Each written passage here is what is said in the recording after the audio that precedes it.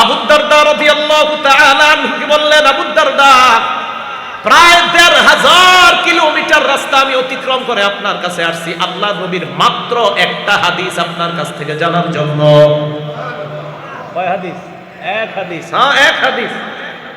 ইসলাম শিখেন, হাদিস শিখেন। দেখেন, এক হাদিসের জন্য ১৫০০ মাইল, প্রায় ১৪০০ কিলোমিটারের বেশি, এক হাদিসের জন্য। অবাক করা বিষয়। আবু দারদা রাদিয়াল্লাহু তাআলা আনহুকে বললেন, আমি আপনার কাছে আসলাম একটা হাদিসের জন্য। আপনি নাকি আল্লাহর নবীর থেকে একটা হাদিস বর্ণনা করেন, আমি এই হাদিসটা আপনার কাছ থেকে জানার জন্য আসলাম। আবু দারদা রাদিয়াল্লাহু তাআলা আনহু জবাব দেন, ইন্নী সামি'তু রাসূলুল্লাহি সাল্লাল্লাহু আলাইহি ওয়াসাল্লাম। আরেকটু কথা রয়ে গেছে। আবু দারদা ওনাকে প্রশ্ন করলেন, তুমি শুধু হাদিস শুনতে আসছো? আমা জিতা লি হাজাতিন, তুমি কি অন্য কোনো প্রয়োজনে আসো নাই? উনি জবাব দিলেন, মা জিতু লি হাজা, বিশ্বাস করেন আমি কোনো প্রয়োজনে আসিনি। তিরমিজি শরীফে একটু বড় করে আছে হাদিসটা, আবু দাউদে এতটুকু আছে, মা জিতু লি হাজা, আমি কোনো প্রয়োজনে আসি নাই, আমি শুধু একটা হাদিস শিখতে আসছি। হ্যাঁ, একটা হাদিস শিখতে আসছো? কয় হ্যাঁ। অন্য কোনো প্রয়োজনে আসো নাই? কয় না। ব্যবসার জন্য আসো নাই? কয় না, একটা হাদিস শিখতে আসছি। তখন উনি বললেন, সামি'তু রাসূলুল্লাহি সাল্লাল্লাহু আলাইহি ওয়াসাল্লাম ইয়াকুল, আমি আল্লাহ নবীকে বলতে শুনলাম, মান সালাকা তরিকান ইয়ালতামিসু ফীহি ইলমা ওয়া ইয়াতলুবু ফীহি ইলমা, কেউ যদি এমন রাস্তা অবলম্বন করে, ইয়াতলুবু ফীহি ইলমা, যেই জায়গায় সে ইলম অন্বেষণের জন্য যদি রাস্তা অবলম্বন করে, কি অন্বেষণ? ইলম, বিদ্যা অন্বেষণ। ইলম অন্বেষণের জন্য যদি কেউ রাস্তা অবলম্বন করে, সাখারাল্লাহু বিহি, আরেক বর্ণনায় সালাকাল্লাহু বিহি তরিকাম মিন তুরুকিল জান্নাহ, আল্লাহ পাক রব্বুল আলামিন জান্নাতের রাস্তা তার জন্য সহজ করে দেয়। জান্নাতের রাস্তায় তাকে চালায়, সালাকা চালায়, সাহারা সহজ করে দেয়। ওয়ালা তাকুনিল খামিসা, পঞ্চম হয়ো না, ফাতাহলিকা, তাহলে তুমি ধ্বংস হবা। নবী বললেন, হয়তো আলেম হও, না পারো আলেমের ছাত্র হও, না পারো আলেমের মজলিসে বৈশা কিছু শোনো, এটাও পারো না, দূর থেকে মুহিব্বাত মহাব্বত করো। পঞ্চম হবা না, হবা ফাতাহলিক, ধ্বংস হবা। এখন আপনি শরীয়তের পথে চলতে আলেমের প্রয়োজন আছে না নাই? আপনি যদি বলেন না আমি বেশি বুঝি, তাহলে আপনার এটা পথভ্রষ্টতার লক্ষণ। আপনি যদি বলেন আপনি বেশি বুঝেন, এটা আপনার পথভ্রষ্টতার লক্ষণ, পথভ্রষ্ট হয়ে যাওয়ার সম্ভাবনা আছে। আল্লাহ আমাদের সকলকে জ্ঞান বিজ্ঞান চর্চাকারী অথবা তাদের ছাত্র অথবা তাদের কথা শুনতে পারি অথবা তাদেরকে মহব্বত করতে পারি, আল্লাহ তৌফিক দান করেন। এইগুলো এক নাম্বার কথা। ইসলাম আমাদেরকে জ্ঞান বিজ্ঞান চর্চা করার আদেশ করে। দ্বিতীয় কথা, এলেম এটার অনেক স্তর আছে। মৌলিকভাবে দুইটা স্তর জানবো আমরা, একটা হলো ফরজে আইন, আরেকটা ফরজে কেফায়া। ফরজে আইন মুআমালাত, মুআশারাত, ঈমান, আকীদা, লেনদেন আপনারা যারা করেন প্রত্যেকে এই বিষয়ের মাসালা শিখা ফরজে আইন। প্রত্যেকের লেনদেন, মুআমালাত, মুআশারাত, ঈমান, আকীদার বিদ্যা প্রত্যেকের শিক্ষা করা ফরজে আইন। এটাই নবীজির হাদিস, ইবনে মাজাহ 242 নম্বর হাদিস। ক্বালা রাসূলুল্লাহি সাল্লাল্লাহু আলাইহি ওয়াসাল্লাম, আল্লাহর নবী বলেন, তলাবুল ইলমি ফরিদাতুন আলা কুল্লি মুসলিম, ইলম শিক্ষা করা প্রত্যেকটা মুসলমানের উপর ফরজ। এটা কোনটা? আমাদের প্রত্যেকে যে যেই ব্যাপারে জড়িত আছি আমরা, ঈমান, আকীদা, মুআমালাত, মুআশারাত, এই জাতীয় ক্ষেত্রে ইলম শিক্ষা করা সবার জন্য ফরজ। আরেকটা ফরজে কেফায়া। ফরজে কেফায়ার আমার বাংলাটা মনে রাখবেন, আমি যা বলি সামষ্টিকভাবে সবার উপর ফরজ। কি বললাম বাংলাটা? সামষ্টিকভাবে সবার উপর ফরজে কেফায়া অর্জন করা ফরজ। মানে ফরজে কেফায়া আবার সবার উপর সমষ্টিগতভাবে ফরজ। এটা কিভাবে? এটা এইভাবে, আপনারা সবাই শিখবেন না, কিন্তু যারা শিখবে তাদেরকে সমর্থন দেওয়া, তাদেরকে সহযোগিতা করার অর্থ হলো সমষ্টিগত বিদ্যা কয়েকজন শিখতেছে, এদেরকে সহযোগিতা করা, এদের থেকে দূরে না থাকা। এই জন্য এটার নাম সমষ্টিগতভাবে যেটা শিখা ফরজ, এটা ফরজে কিফায়া। কারণ ফরজে কিফায়া যে আমি এই যে আজকে বয়ান করতেছি, আমি শিখার পরেই তো বয়ান করতেছি, তা আপনাদের দরকার আছে, এই জন্য আমাকে সহযোগিতা করা, যারা শিখছে তাদেরকে সহযোগিতা করা। এই জন্য ফরজে কেফায়ার বিষয়টা আমরা অনেকে এইভাবে উড়াই দিই, একদল শিখবে বাকিরা না হলে না। বাংলা এখন থেকে মনে রাখবেন, ফরজে কেফায়া সমষ্টিগতভাবে সবার উপরে শিখা ফরজ, এটাকে ফরজে কেফায়া বলা হয়। ফরজে কেফায়া একদল শিখবে ঠিক, তো তারা কারা? এই যে আজকে আমাদের মাদ্রাসা যারা বুখারী শরীফ শেষ করবে, আমাদের মাদ্রাসায় এই বিদ্যা দেওয়া হয়। আমাদের মাদ্রাসার ছাত্রদের সামনে 3টা চ্যালেঞ্জ থাকে। বলেন তো সবাই কয়টা? 3টা। নবীজি বলেন ইয়াহমিলু হাযাল ইলমা মিন কুল্লি খালাফিন উদুলু। আল্লাহ নবী বলেন প্রত্যেক প্রজন্মের ইনসাফগার যারা, তারাই এই ইলম বহন করবে, তারাই ইলম ধারণ করবে। ইয়ানফুনা আনহু তাহরিফাল গালিন, তাদের এক নাম্বার কাজ সীমা লঙ্ঘনকারী যারা, এই সীমা লঙ্ঘনকারীর বিকৃতি থেকে কোরআন হাদিসকে তারা রক্ষা করবে। সীমা লঙ্ঘনকারী যারা, তাদের বিকৃতি থেকে কোরআন হাদিসকে তারা রক্ষা করবে। আমাদের মাদ্রাসার ছাত্রদের 1 নাম্বার কাজ। 2 নাম্বার ওয়া ইনতিহালাল মুবতিলিন, বাতিলদের মিথ্যা, এই মিথ্যা থেকে তারা ইসলামকে রক্ষা করবে। বাতিল আপনাকে আইসা বলবে নবীর জন্মদিনে নাচানাচি করা এটা কোনো সমস্যা নাই, আমাদের মাদ্রাসার ছাত্ররা বলবে এটা হারাম, এটা জায়েজ নাই, তৃতীয় কোনো ঈদ ইসলামের মধ্যে নাই। এটা বাতিলটা মিথ্যা প্রবেশ ঘটাবে। ওয়া ইনতিহালাল মুবতিলিন। 3 নাম্বার ওয়া তাউযিলাল জাহিলিন, মূর্খরা কোরআন হাদিসের অপব্যাখ্যা দিবে। আমাদের মাদ্রাসায় শিক্ষা দেওয়া হয় মূর্খরা কোরআন হাদিসের অপব্যাখ্যা দিলে এই অপব্যাখ্যা থেকে কোরআন হাদিসকে রক্ষা করার একটা দল, এই দলগুলা তৈরি হয় যে মাদ্রাসায়, আলহামদুলিল্লাহ এটার নাম কওমি মাদ্রাসা। অপব্যাখ্যা থেকে কোরআন সুন্নাহকে রক্ষাকারী এই দলের নাম কওমি মাদ্রাসা। এই 3 চ্যালেঞ্জ নিয়ে আমাদের মাদ্রাসা ছাত্রদেরকে শিক্ষা দেওয়া হয়। তাহলে অপব্যাখ্যা, এখন এই অপব্যাখ্যা যদি কেউ করে, ইসলামের মধ্যে একটা হাদিস বললো, বলার পর এটার একটা ব্যাখ্যা ঢুকায় দিল, দেওয়ার পর বলল আমি আমির, এই হাদিস হলো যে আমি দুনিয়ার শ্রেষ্ঠ আমির। কেউ বলে ফেললো কথার কথা, এটা কথার কথা, মানে আমি বললাম যে এই হাদিসের ব্যাখ্যা অনুযায়ী আমি শ্রেষ্ঠ আমির আর তোমরা সবাই আমার অনুসরণ করো। হযরত বইলা দিল বা আমি বইলা দিলাম। এইটা যখন বলবে উলামায়ে কেরাম তখন প্রতিবাদ জানাবে যে কোরআন সুন্নাহ অনুযায়ী আপনার কথা হয় নাই, আপনি যে হন, আপনি যাই হন, আপনি আপনার অনুসারী সবাই পথভ্রষ্ট, কোনো সন্দেহ নেই, সোজা হিসাব। এই জন্য কোনো অপব্যাখ্যার সুযোগ নেই ইসলামের মধ্যে। তাহলে ফরজে কেফায়া বিদ্যা এটা কেন শিখব? একদম আপনারা যেন বিপদে না পড়েন, আপনাদের সবাইকে বিপদ থেকে রক্ষা করার জন্য একদল ফরজে কেফায়া বিদ্যা শিখবে, যেন বাতিলপন্থীরা কোনো মিথ্যাচার ঘটাইতে না পারে, যেন সীমালঙ্ঘনকারীরা কোনো বিকৃতি করতে না পারে, যেন মূর্খরা কোনো অপব্যাখ্যা করতে না পারে। এর থেকে জাতিকে বাঁচানোর দায়িত্ব নিতে হবে উলামায়ে কেরাম। আর এই উলামায়ে কেরাম তৈরি হয় যেই জায়গায়, এটার নাম কওমি মাদ্রাসা। কথা বুঝে আসছে সবার? এগুলো 2 নাম্বার কথা। 3 নাম্বার ইলমের ফজিলত। ইলমের ফজিলত,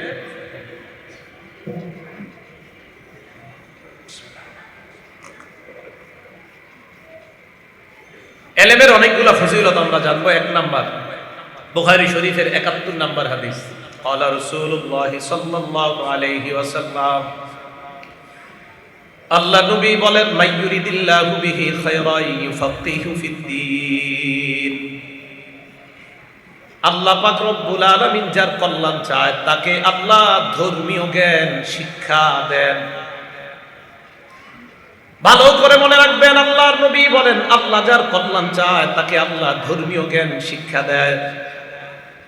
আমাদের মাদ্রাসার ছাত্ররা অনেক সময় হতাশায় থাকে, আমি কি করলাম। ছাত্ররা হতাশ থাকে, আমি কি করলাম। আমাদের মাদ্রাসার ছাত্রদের সবচাইতে বড় সৌভাগ্য আর শুকরিয়া আদায় করা দরকার যে আমাকে আল্লাহ পছন্দ করে, তাই এই বিদ্যা অর্জনের জন্য আমাকে কওমি মাদ্রাসায় নিয়ে আসছে। মাইয়ুরিদিল্লাহু বিহি খায়রা, যার কল্যাণ চায় আল্লাহ। তাহলে বলেন কোরআন হাদিস যারা শিখে তাদের কল্যাণ কে চায়? আল্লাহ চায়। এই হলো 1 নাম্বার ফজিলত। 2 নাম্বার বুখারী শরীফের 73 নাম্বার হাদিস, ক্বালা রাসূলুল্লাহ সাল্লাল্লাহু আলাইহি ওয়াসাল্লাম, আল্লাহ নবী বলেন লা হাসাদা ইল্লা ফিসনাতাইন, 2 ব্যক্তির ব্যাপারে ঈর্ষা করা বৈধ। 2 ব্যক্তির ব্যাপারে ঈর্ষা করা বৈধ। ঈর্ষা করা, আমি যদি হতে পারতাম এমন। কয় ব্যক্তি? 2 ব্যক্তি।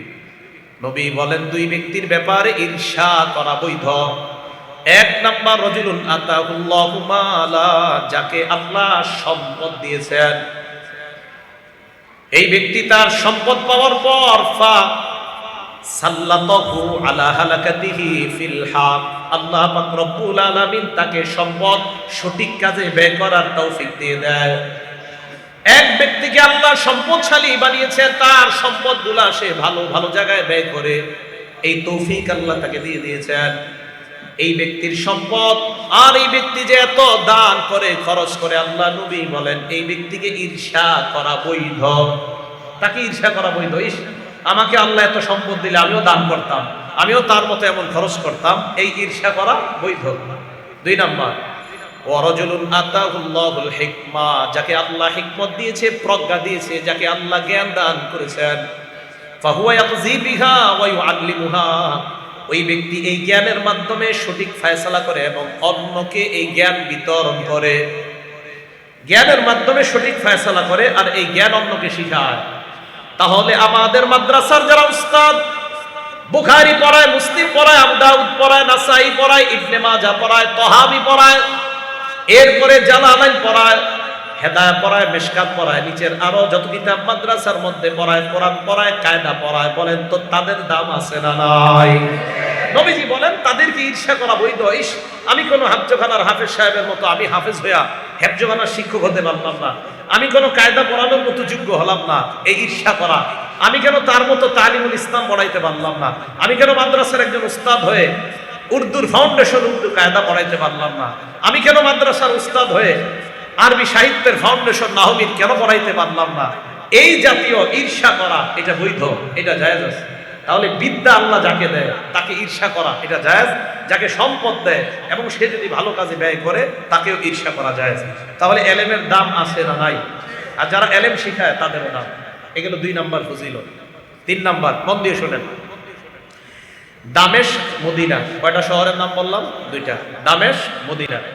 মদিনা থেকে দামেস্কের দূরত্ব প্রায় 1400 কিলোমিটারেরও বেশি। 1400 কিলোমিটারেরও বেশি, মানে প্রায় 1500। মদিনা থেকে দামেস্ক। কাসির ইবনে কায়েস উনি বলেন, আবু দাউদ শরীফের 3641 নম্বর হাদিস, 3641, উনি বলেন কুনতু জালিসান মা আবি দারদা ফি মসজিদি দিমাশক, আমি দামেস্কের মসজিদে আবু দারদা রাদিয়াল্লাহু তাআলা আনহুর সাথে বসা। আবু দারদা হলেন নবীজির একজন সাহাবা, আমি তার সাথে দামেস্কের মসজিদে বসা। ফাজাআহু রাজুল, আবু দারদার কাছে এক ব্যক্তি আসছে। হাদিসটা কেউ না বুঝলে আবার জিজ্ঞাসা করবেন, খুব গুরুত্বপূর্ণ হাদিস। আমি আবু দারদা রাদিয়াল্লাহু তাআলা আনহুর সাথে দামেস্কের মসজিদে বসা। ফাজাআহু রাজুল, এক ব্যক্তি তার কাছে আসছে। আসার পর তাকে ডাক দিয়ে বললেন, ইয়া আবু দারদা, ইন্নী জিতুকা মিন মাদিনাতির রাসূলি সাল্লাল্লাহু আলাইহি ওয়াসাল্লাম লিহাদিসিন বালাগানি আন্নাকা তুহাদ্দিসুহু আন রাসূলিল্লাহি সাল্লাল্লাহু আলাইহি ওয়াসাল্লাম। আবু দারদা রাদিয়াল্লাহু তাআলা আনহু বললেন, আবু দারদা, প্রায় ১৫০০ কিলোমিটার রাস্তা আমি অতিক্রম করে আপনার কাছে আসছি আল্লাহ নবীর মাত্র একটা হাদিস আপনার কাছ থেকে জানার জন্য। কয় হাদিস? এক হাদিস। হ্যাঁ, এক হাদিস। ইসলাম শিখেন, হাদিস শিখেন, দেখেন এক হাদিসের জন্য ১৫০০ মাইল, প্রায় ১৪০০ কিলোমিটারের বেশি, এক হাদিসের জন্য। অবাক করা বিষয়। আবু দারদা রাদিয়াল্লাহু তাআলা আনহুকে বললেন, আমি আপনার কাছে আসলাম একটা হাদিসের জন্য, আপনি নাকি আল্লাহর নবীর থেকে একটা হাদিস বর্ণনা করেন, আমি এই হাদিসটা আপনার কাছ থেকে জানার জন্য আসলাম। আবু দারদা রাদিয়াল্লাহু তাআলা আনহু জবাব দেন, ইন্নী সামি'তু রাসূলুল্লাহি সাল্লাল্লাহু আলাইহি ওয়াসাল্লাম। আরেকটু কথা রয়ে গেছে। আবু দারদা ওনাকে প্রশ্ন করলেন, তুমি শুধু হাদিস শুনতে আসছো? আমা জিতা লি হাজাতিন, তুমি কি অন্য কোনো প্রয়োজনে আসো নাই? উনি জবাব দিলেন, মা জিতু লি হাজা, বিশ্বাস করেন আমি কোনো প্রয়োজনে আসিনি। তিরমিজি শরীফে একটু বড় করে আছে হাদিসটা, আবু দাউদে এতটুকু আছে, মা জিতু লি হাজা, আমি কোনো প্রয়োজনে আসি নাই, আমি শুধু একটা হাদিস শিখতে আসছি। হ্যাঁ, একটা হাদিস শিখতে আসছো? কয় হ্যাঁ। অন্য কোনো প্রয়োজনে আসো নাই? কয় না। ব্যবসার জন্য আসো নাই? কয় না, একটা হাদিস শিখতে আসছি।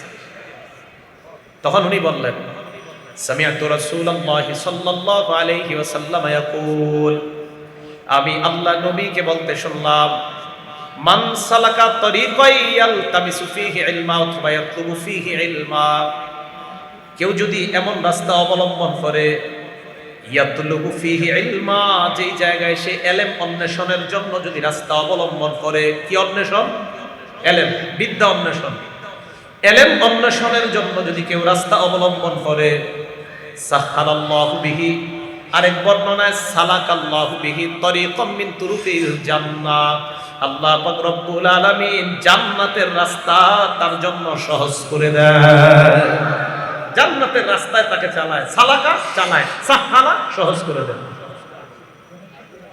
নবীজি বলেন, ওয়া ইন্নাল মালাইকাতা লা তাদউ আজনিহাতাহা রিদাল লিতালিবিল ইলম।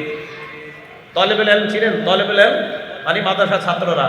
আল্লাহ নবী বলেন, ইন্নাল মালাইকা, ফেরেশতারা, লা তাদউ আজনিহাতাহা, তাদের ডানাগুলো বিছায়া দেয় তালিবুল ইলম, ইলম অন্বেষণকারীর সন্তুষ্টির জন্য ফেরেশতারা তাদের ডানা বিছিয়ে দেয়।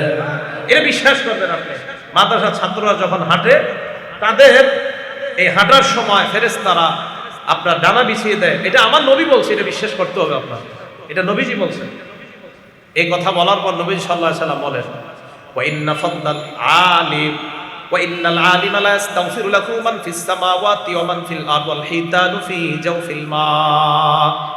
আল্লাহর নবী বলেন, একজন আলেমের জন্য লা ইস্তাগফিরু লাহু মান ফিস সামাওয়াতি ওয়া মান ফিল আরদ, আসমানের সব ফেরেশতা, দুনিয়ার যত মাখলুকাত, এমনকি সমুদ্র, নদী, পুকুরের মাছ পর্যন্ত একজন আলেমের জন্য আল্লাহর কাছে ক্ষমা প্রার্থনা করে, ক্ষমা প্রার্থনা করে। উলামায়ে কেরামকে কিছু বলার আগে একটু সাবধানে বললেন।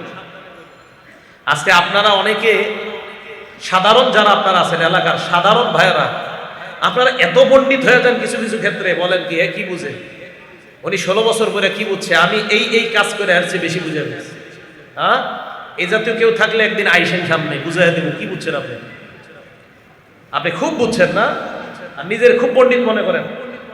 এই পণ্ডিতগিরি মাথায় নিয়েন না, পিছনে পিছনে চা স্টলের সামনে সীমাবদ্ধ রাখেন, আলেমদের সামনে কখনো এটা করেন না, ঝামেলা হবে। আলেমদের জন্য আসমানে যারা আছে, জমিনে যারা আছে, এমনকি মাস পর্যন্ত তাদের জন্য আল্লাহর কাছে, আল্লাহ আপনি ক্ষমা করেন, আল্লাহ আলেমকে ক্ষমা করেন, ফেরেশতা কয় আল্লাহ ক্ষমা করেন, দুনিয়ার মাখলুককে আল্লাহ ক্ষমা করেন, মাস পর্যন্ত আল্লাহর কাছে বলে আল্লাহ আলেমকে আপনি ক্ষমা করেন। এরা তো ক্ষমা নিয়েই চলতেছে। এরপরে নবী বলেন, ওয়া ইন্না ফাদলাল আলিমি আলাল আবিদ, একজন আলেমের মর্যাদা সাধারণ একজন আবেদের উপর। আবেদ বলা হয় সারা রাত আপনি ইবাদত করবেন, আপনার ইলম নাই, আপনি আলেম না, এইভাবে আপনি আবেদ, আপনি ইবাদত করবেন, দিনেও ইবাদত, রাতের বেলাও ইবাদত।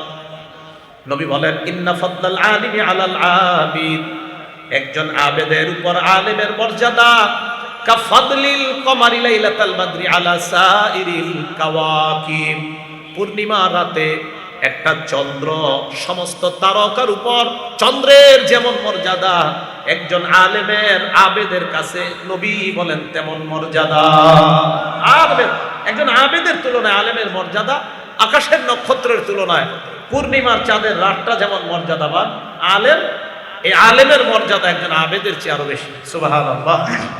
তো রাসূল করিম সাল্লাল্লাহু আলাইহি সাল্লাম আলেমের মর্যাদা কতটা এই হাদিসের মাধ্যমে আমরা বুঝতে পারলাম। আল্লাহ পাক রব্বুল আলামিন আমাদের সকলকে উলামায়ে কেরামের মর্যাদা যেন আমরা দিতে পারি, আল্লাহ তৌফিক দান করেন। নবীজি সাল্লাল্লাহু আলাইহি সাল্লাম তিরমিজি শরীফের এক হাদিস, হাদিস নাম্বার 2685 নাম্বার হাদিস, এই হাদিসে নবী বলেন, ফাদলুল আবিদি, ফাদলুল আলিমি আলাল আবিদি কাফাদলি আলা আদনাকুম। এই শোনো দুনিয়ার মানুষ, আমি নবী যেমন তোমাদের চেয়ে শ্রেষ্ঠ, আমি নবী যেমন তোমাদের চেয়ে শ্রেষ্ঠ, আমি আবার বলছি, আমি নবী যেমন তোমাদের চেয়ে শ্রেষ্ঠ, একজন আবেদের চেয়ে একজন আলেম ওরকম শ্রেষ্ঠ, আমি নবী যেমন তোমাদের চেয়ে শ্রেষ্ঠ। আমি তোমাদের চেয়ে শ্রেষ্ঠ, ঠিক আমি যেমন শ্রেষ্ঠ, একজন আলেম আবেদের চেয়ে এরকম শ্রেষ্ঠ। এই হাদিসে নবীজি বলেন, ইন্নাল্লাহ ওয়া মালাইকাতাহু ওয়া আহলাস সামাওয়াতি ওয়াল আরদ হাত্তা নামলাতা ফি জুহরিহা ওয়া হাত্তাল হুত আল্লাহ নবী বলেন ইন্নাল্লাহ, নিশ্চয়ই আল্লাহ কি করেন, লা ইউসাল্লুনা আলা মুআল্লিমিন নাস আল খায়র, মাদ্রাসায় যারা পড়ায় ছাত্রদেরকে যারা পড়ায়, আল্লাহ নবী বলেন এই কল্যাণ যারা শিক্ষা দেয়, ইন্নাল্লাহ, আল্লাহ তাদের উপর রহমত বর্ষণ করেন, ওয়া মালাইকাতা, আল্লাহর ফেরেশতারা আল্লাহর কাছে ক্ষমা প্রার্থনা করেন, ওয়া আহলাস সামাওয়াতি ওয়াল আরদ, আসমান আর জমিনের যারা আছে মাদ্রাসার শিক্ষকদের জন্য আল্লাহর কাছে ক্ষমা প্রার্থনা করেন। নবী বলেন হাত্তান নামলাতা ফি জুহরিহা, গর্তের পিপিলিকা সমুদ্রের মাছ পর্যন্ত আল্লাহর কাছে বলতে থাকে, আল্লাহ মাদ্রাসার শিক্ষক, শুধু মাদ্রাসা না, শিক্ষক যারা কোরআন শিখায়, হাদিস শিখায়, কায়দা শিখায়, ইলমে দ্বীন যারা অন্যকে শিখায়, মাবুদ তুমি তাদেরকে ক্ষমা করে দাও।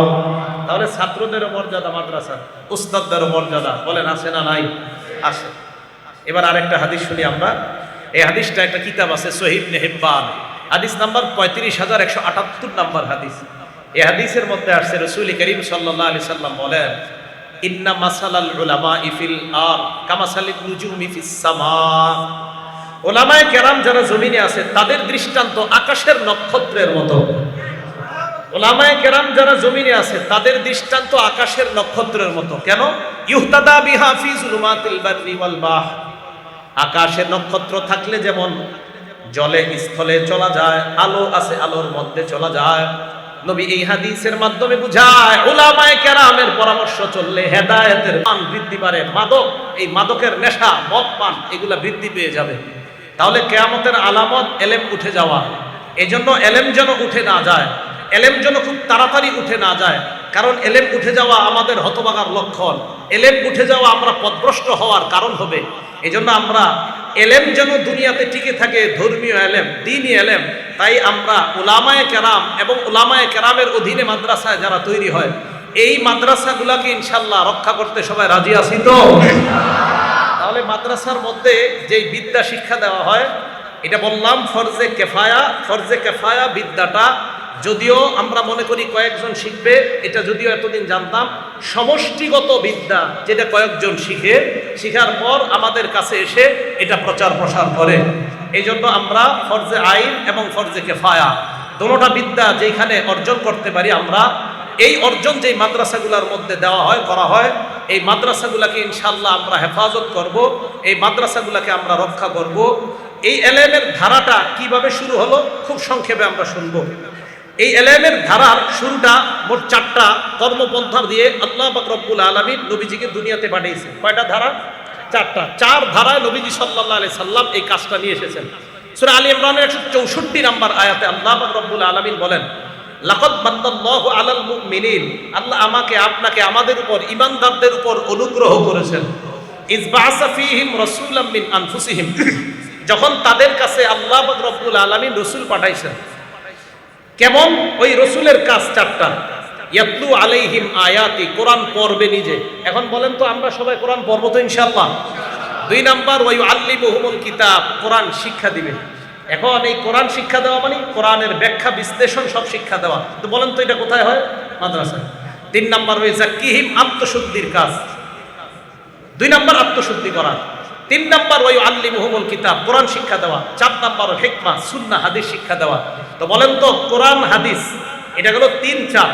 এই যে ধারাটা, আলহামদুলিল্লাহ কোরআন তেলাওয়াত এটাও মাদ্রাসায় হয়। ওয়া ইউযাক্কিহিম, আত্মশুদ্ধির কাজ, এটাও মাদ্রাসায় হয়। ওয়া ইউআল্লিমুহুমুল কিতাব, কোরআন শিখানোর কাজ, এটাও মাদ্রাসায় হয়। ওয়া সুন্নাহ ওয়াল হিকমা, এই হাদিস শিখানোর কাজ আলহামদুলিল্লাহ এটাও মাদ্রাসায় হয়।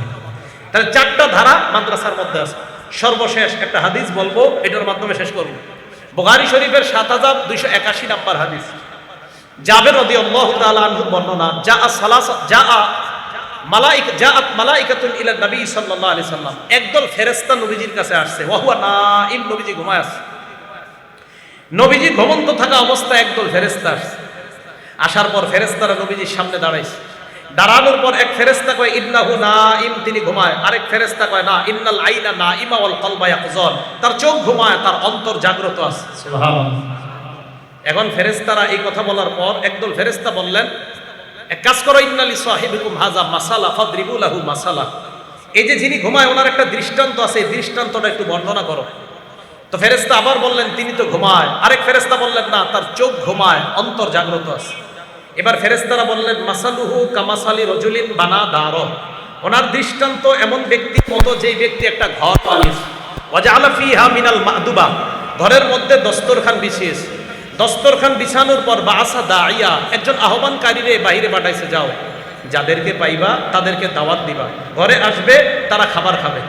আহ্বানকারী বাহিরে গেছে, যাওয়ার পর দাওয়াত দিছে জনগণকে।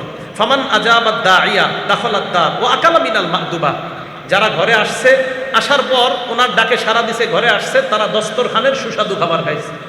অমাল্লাম ইউজিবিদ দাইয়া, যারা আহ্বানকারীর ডাকে সাড়া দেয় নাই, লাম ইয়াদখুলিদ দার ওয়া লাম ইয়াকুল মিনাল মাদুবা, তারা ঘরেও আসতে পারে নাই, দস্তরখানের খাবারও খাইতে পারে নাই। এই কথা বলার পর ফেরেশতারা এবার বলাবলি করতে লাগলেন, আউযিলু হা লাহু, এই যে আমরা ঘরের কথা বললাম, দস্তরখানের কথা বললাম, আহ্বানকারীর কথা বললাম, এর ব্যাখ্যা তাকে দিয়ে দাও। ফেরেশতাদের মধ্যে একজন বললেন তিনি তো ঘুমায়। আরেক ফেরেশতা বললেন না, তার চোখ ঘুমায়, অন্তর ঘুমায় না। এবার ফেরেশতারা ব্যাখ্যা করতে লাগলেন, ফাদ্দার আল জান্নাহ, ঘরের দৃষ্টান্ত হলো আল্লাহর জান্নাত। ঘরের দৃষ্টান্ত আল্লাহর জান্নাত, দস্তরখানের মধ্যে খাবার, জান্নাতের নিয়ামত।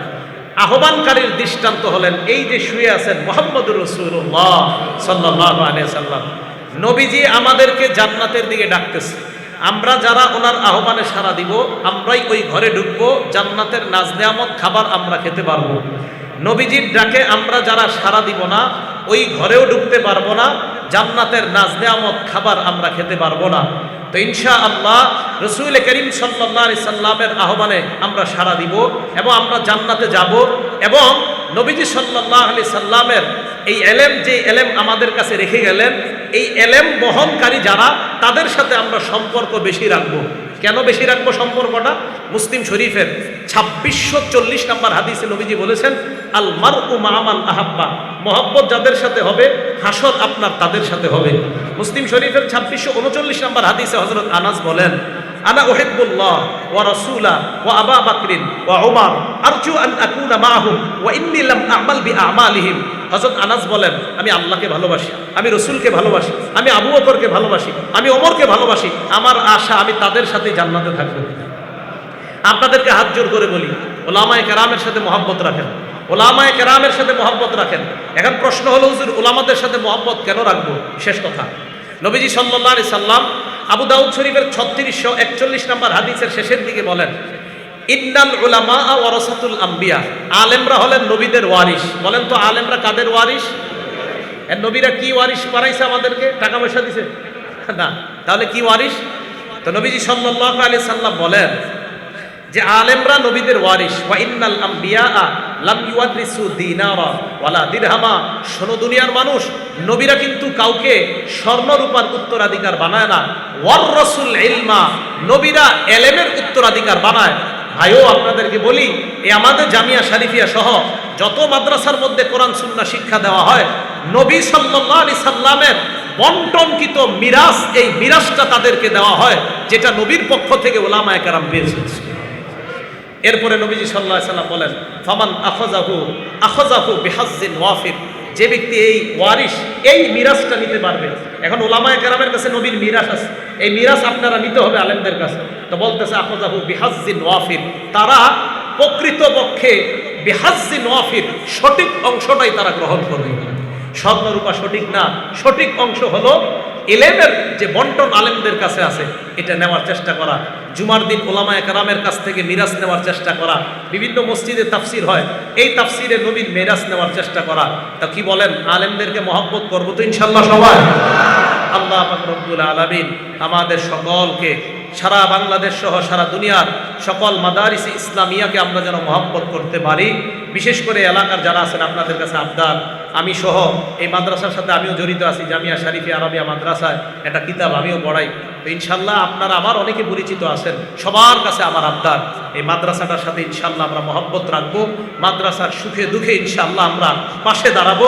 যেই কোনো সময় আমাদেরকে মাদ্রাসার পক্ষ থেকে ডাক দেওয়া হলে আমরা ইনশাল্লাহ দোয়া দিয়ে, কর্ম দিয়ে, অর্থ দিয়ে সহযোগিতা করবো ইনশাআল্লাহ। আল্লাহ রব্বুল আলামিন আমাদের সকলকে জামিয়া শরীফে আরাবিয়াকে, মাদ্রাসার আসাতিজা, মাদ্রাসার তোলাবা ইজাম, মাদ্রাসা থেকে আজকে যারা ফারেগ হবে, হাফেজ এবং বুখারী শরীফের ছাত্র সংগঠন 38 জন পাগড়ি নিবে, আল্লাহ সকলকে কবুল করেন। আব্দুল্লাহ ইবনে আব্বাস, আব্দুল্লাহ ইবনে মাসউদ রাদিয়াল্লাহু তাআলা আনহুমার মতো সকলকে আল্লাহ বড় ফকিহ মুহাদ্দিস আলেম বানায়া দেন। আমিন ওয়া আখিরু দাওয়ানা আনিল হামদুলিল্লাহি রাব্বিল আলামিন।